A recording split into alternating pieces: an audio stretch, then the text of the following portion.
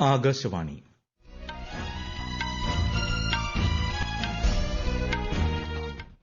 നമസ്കാരം. വാർത്തകൾ വായിക്കുന്നത് കരോൾ ത്രേസ്യാമ്മ അബ്രഹാം.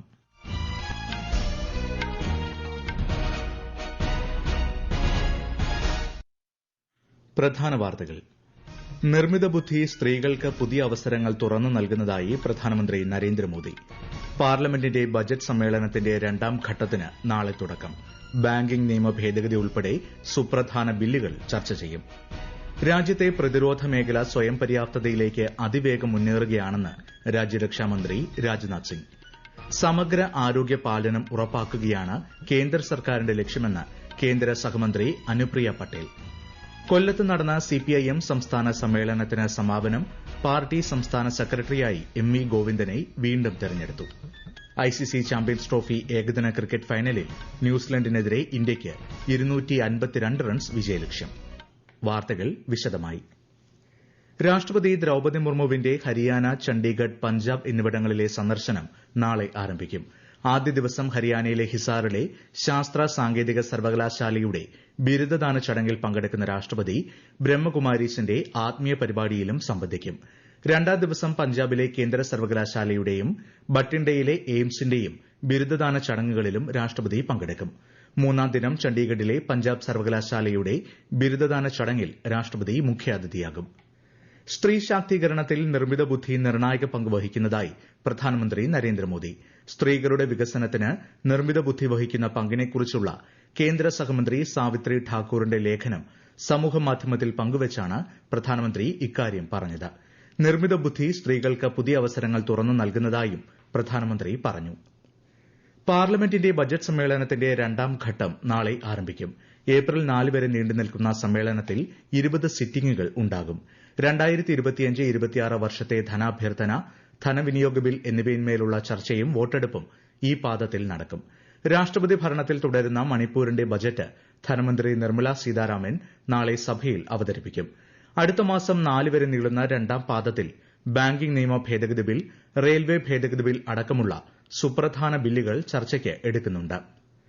പ്രധാനമന്ത്രി നരേന്ദ്രമോദിയുടെ 2 ദിവസത്തെ മൌറീഷ്യസ് സന്ദർശനത്തിന് മറ്റന്നാൾ തുടക്കമാകും.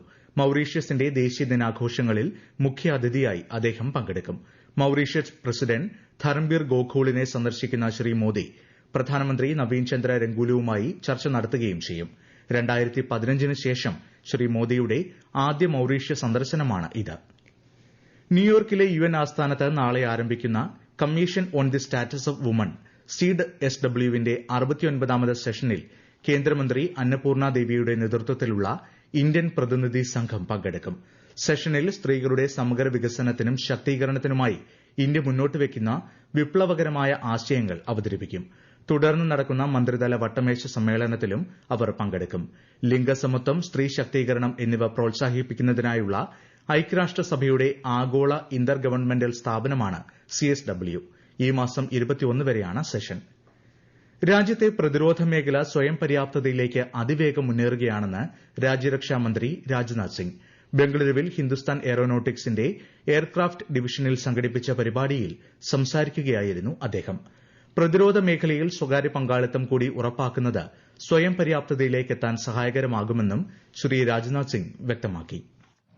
भारत डिफेंस सेक्टर में सेल्फ रिलायंस की ओर मजबूती के साथ और तेजी से अपने कदम आगे बढ़ा रहा है, लेकिन इसमें और अधिक तेजी लाने की आवश्यकता है. और आज का दिन सेल्फ रिलायंस के हमारे कमिटमेंट के साथ साथ पब्लिक प्राइवेट पार्टनरशिप और कोलैबोरेशन के प्रति हमारे कमिटमेंट को ही यह दर्शाता है. ശാരീരിക ബുദ്ധിമുട്ടുകളെ തുടർന്ന് ന്യൂഡൽഹി എയിംസിൽ ചികിത്സയിൽ കഴിയുന്ന ഉപരാഷ്ട്രപതി ജഗ്ദീപ് ധൻഖറുടെ ആരോഗ്യസ്ഥിതി പ്രധാനമന്ത്രി നരേന്ദ്രമോദി ഇന്ന് നേരിട്ടെത്തി അന്വേഷിച്ചു. ഇന്നലെ രാത്രിയാണ് ഉപരാഷ്ട്രപതിയെ ആശുപത്രിയിൽ പ്രവേശിപ്പിച്ചത്. അദ്ദേഹത്തിന്റെ ആരോഗ്യനില തൃപ്തികരമാണെന്ന് ആശുപത്രി വൃത്തങ്ങൾ അറിയിച്ചു. രാജ്യത്തെ 58ാമത് കടുവ സങ്കേതമായി മധ്യപ്രദേശിലെ മാധവ് ദേശീയ ഉദ്യാനത്തെ തെരഞ്ഞെടുത്തതായി കേന്ദ്ര പരിസ്ഥിതി മന്ത്രി ഭൂപേന്ദർ യാദവ്. ഇതോടെ സംസ്ഥാനത്തെ കടുവാ സങ്കേതങ്ങളുടെ എണ്ണം 9 ആയി. ഭൂമിയിലെ ജൈവവൈവിധ്യം തിരിച്ചുപിടിക്കുക എന്ന പ്രധാനമന്ത്രിയുടെ ആഹ്വാനത്തെ തുടർന്ന് പരിസ്ഥിതി സംരക്ഷണത്തിലും വന്യജീവി പാലനത്തിലും രാജ്യം വലിയ മുന്നേറ്റമാണ് നടത്തുന്നതെന്ന് അദ്ദേഹം സമൂഹമാധ്യമത്തിൽ കുറിച്ചു. ഈ വാർത്തകൾ ആകാശവാണിയിൽ നിന്ന്.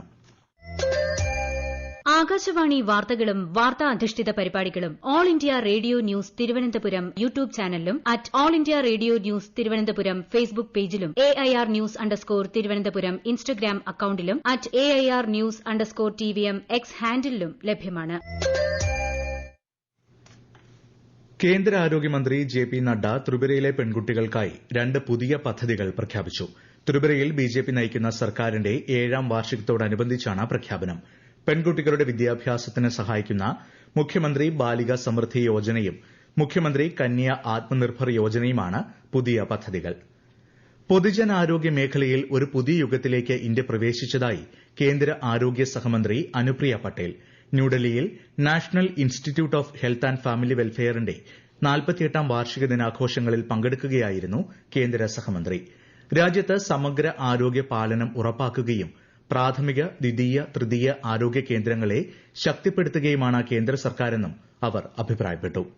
India has entered into a new era of public health, where, guided by our National Health Policy 2017, we are focusing on enhancing universal health coverage. Schemes like Pradhan Mantri Ayushman Bharat Jan Arogya Yojana and the Ayushman Arogya Mandir, we are trying to strengthen our primary, secondary and tertiary healthcare services for the citizens of this country.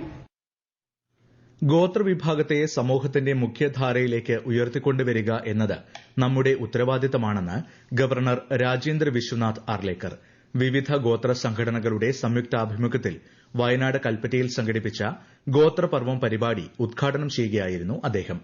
ഗോത്രജനത അനുഭവിക്കുന്ന പിന്നാക്കാവസ്ഥ തുടച്ചു നീക്കുന്നതിനുള്ള സ്ഥായിയായ പരിശ്രമത്തിന് തുടക്കം കുറിച്ചാണ് ഗോത്രപർവം പരിപാടി സംഘടിപ്പിച്ചത്. CPIM സംസ്ഥാന സെക്രട്ടറിയായി MV ഗോവിന്ദനെ വീണ്ടും തെരഞ്ഞെടുത്തു.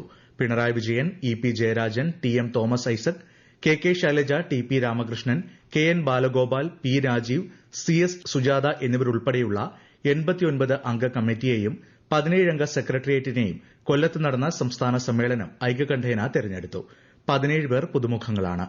സംസ്ഥാന കമ്മിറ്റിയിൽ യുവജനങ്ങൾക്കും വനിതകൾക്കും പ്രാധാന്യം നൽകിയിട്ടുണ്ട്. സംസ്ഥാന സമ്മേളനം ഇന്ന് സമാപിച്ചു.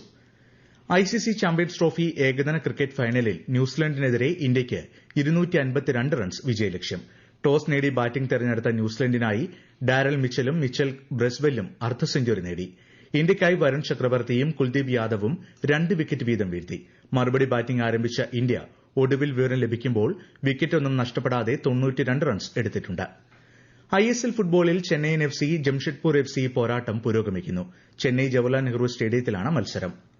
ഖേലോ ഇന്ത്യ ശൈത്യകാല ഗെയിംസ് 2025ന്റെ 2ാം ഘട്ട മത്സരങ്ങൾക്ക് ജമ്മുകാശ്മീരിലെ ഗുൽമാർഗിൽ തുടക്കമായി. 3 ദിവസങ്ങളിലായി നടക്കുന്ന പരിപാടിയിൽ 800ഓളം കായിക താരങ്ങൾ പങ്കെടുക്കും. മത്സരങ്ങളോടനുബന്ധിച്ച് ശക്തമായ സുരക്ഷാ ക്രമീകരണങ്ങൾ പ്രദേശത്ത് ഏർപ്പെടുത്തിയിട്ടുണ്ട്. കാലിഫോർണിയയിലെ ചിനോ ഹിൽസിലെ ഹിന്ദു ക്ഷേത്രത്തിൽ നടന്ന ആക്രമണത്തെ അപലപിച്ച് കേന്ദ്ര സർക്കാർ ഇതിന് ഉത്തരവാദികളായവർക്കെതിരെ കർശന നടപടിയെടുക്കാൻ അധികൃതരോട് ആവശ്യപ്പെട്ടിട്ടുണ്ടെന്നും ആരാധനാലയങ്ങൾക്ക് മതിയായ സുരക്ഷ ഉറപ്പാക്കാൻ നിർദ്ദേശം നൽകിയതായും വിദേശകാര്യ മന്ത്രാലയ വക്താവ് രൺധീർ ജയ്സ്വാൾ പറഞ്ഞു. ജമ്മുകാശ്മീരിലെ കത്വ ജില്ലയിൽ 3 ദിവസങ്ങൾക്ക് മുൻപ് വിവാഹ ചടങ്ങിനിടെ കാണാതായ 3 പേരുടെ മൃതദേഹങ്ങൾ കണ്ടെടുത്തു. പോലീസും സൈന്യവും സംയുക്തമായി നടത്തിയ തിരച്ചിലിൽ മൽഹാർ പ്രദേശത്തു നിന്നാണ് മൃതദേഹങ്ങൾ കണ്ടെടുത്തത്. സംഭവം അങ്ങേയറ്റം ദുഃഖകരവും ആശങ്കാജനകവുമാണെന്ന് കേന്ദ്ര സഹമന്ത്രി ജിതേന്ദ്ര സിംഗ് പ്രതികരിച്ചു. പ്രദേശത്തെ സമാധാന അന്തരീക്ഷം തകർക്കുന്നതിന് പിന്നിൽ വലിയ ഗൂഢാലോചനയുള്ളതായും അദ്ദേഹം സമൂഹമാധ്യമ പോസ്റ്റിൽ കുറിച്ചു. 12ാമത് ഇന്ത്യ കിർഗിസ്ഥാൻ സംയുക്ത സേനാഭ്യാസം ഖഞ്ചർ ടൊല്ലിന് നാളെ തുടക്കം. കിർഗിസ്ഥാനിൽ നടക്കുന്ന 2 ആഴ്ച നീളുന്ന പരിപാടി ഈ മാസം 23-ന് സമാപിക്കും.